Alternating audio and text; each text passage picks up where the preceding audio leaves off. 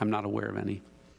Okay, let's break it down. First, that was Iran's top official, foreign minister, a few weeks ago, saying Iran did have the capability to create 10 nuclear bombs in just a week. And then that was Iran's former deputy speaker of its parliament admitting Iran's terror regime was trying to get a nuclear bomb, to develop one.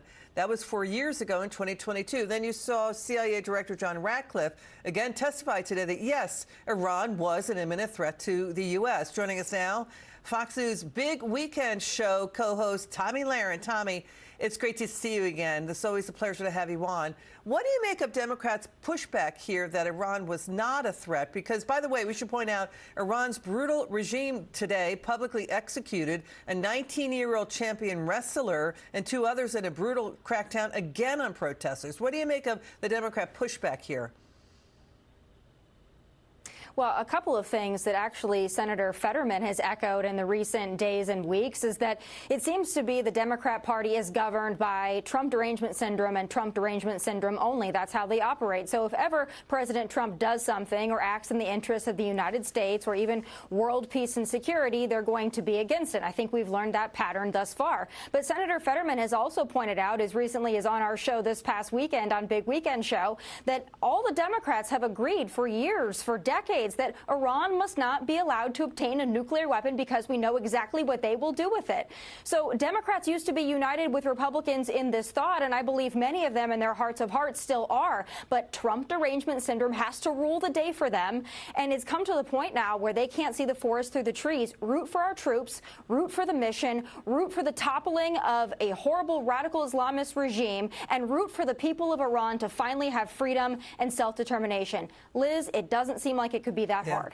That they'd be on the wrong side of history if they keep fighting against this, because you're right. Bill Clinton, Barack Obama, Joe Biden, Kamala Harris, Chuck Schumer, Nancy Pelosi, top Democrats said Iran cannot get a nuclear weapon, a nuclear bomb. They're on the way to it. Let's get your reaction to Democrats today trying to cut off CIA Director Ratcliffe, testifying that, yes, Iran is an imminent threat. Was one. Watch.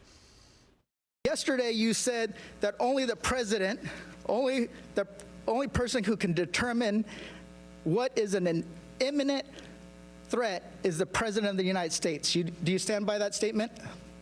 Yes, I do. Director Ratcliffe, do you agree with that assessment? That the President is the only person that can determine if something is an imminent threat or not?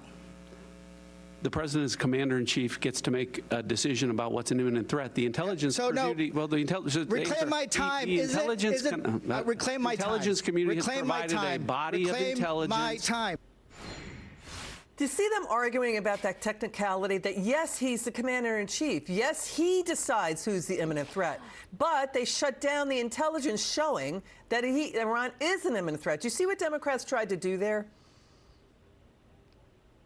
Well, I think that that's exactly what I was just saying. The Trump Derangement Syndrome in that clip alone is palpable. I can taste it from here, right? It's so ridiculous the way that they're playing these games here, especially when it comes to national security. And I don't know if Democrats are trying to make the case that we wait and see if they get a nuclear weapon, we wait and see if we're attacked, and then we act after that. That doesn't work out so well. But I guess, Liz, I shouldn't be surprised because they had our border open for 4 years. They wanted to wait and see if there would be a terrorist attack here or wait and see if they'd invite terrorists into our country.